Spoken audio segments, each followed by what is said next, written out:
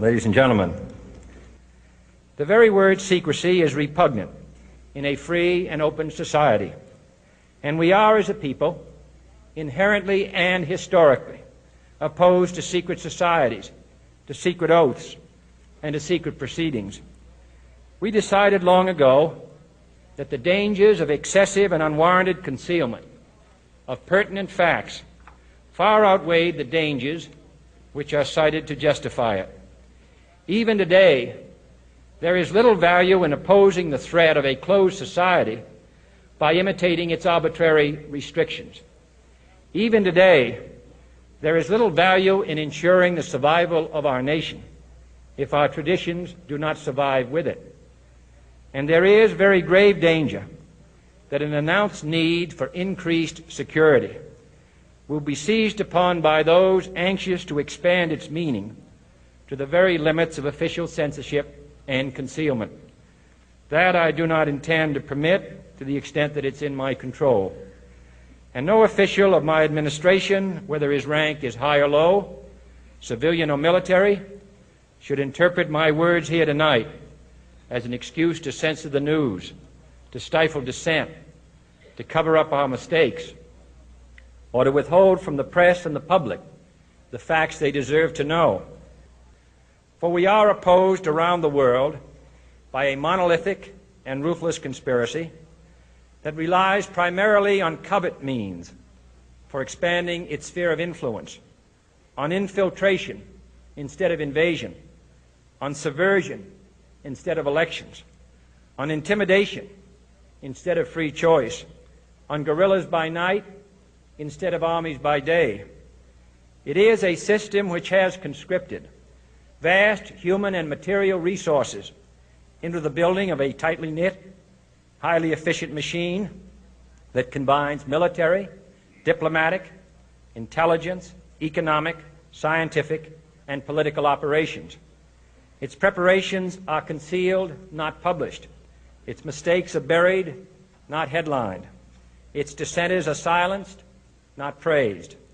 No expenditure is questioned, no rumor is printed, no secret is revealed.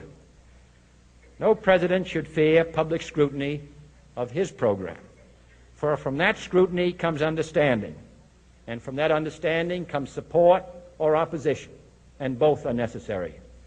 I am not asking your newspapers to support an administration, but I am asking your help in the tremendous task of informing and alerting the American people.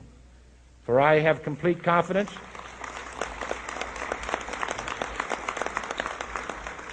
in the response and dedication of our citizens whenever they are fully informed. I not only could not stifle controversy among your readers, I welcome it.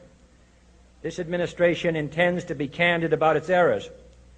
For as a wise man once said, an error doesn't become a mistake until you refuse to correct it. We intend to accept full responsibility for our errors, and we expect you to point them out when we miss them. Without debate, without criticism, no administration and no country can succeed, and no republic can survive. That is why the Athenian lawmaker Solon decreed it a crime for any citizen to shrink from controversy.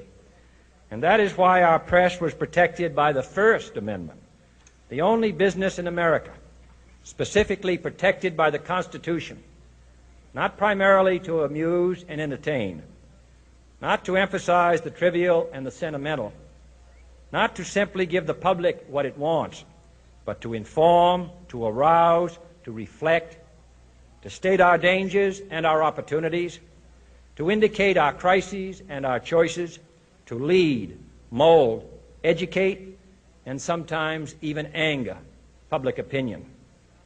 This means greater coverage and analysis of international news, for it is no longer far away and foreign, but close at hand and local.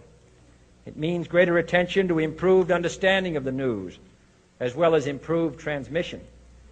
And it means, finally, that government at all levels must meet its obligation to provide you with the fullest possible information outside the narrowest limits of national security. And so it is to the printing press, to the recorder of man's deeds, the keeper of his conscience, the courier of his news, that we look for strength and assistance, confident that with your help, man will be what he was born to be, free and independent.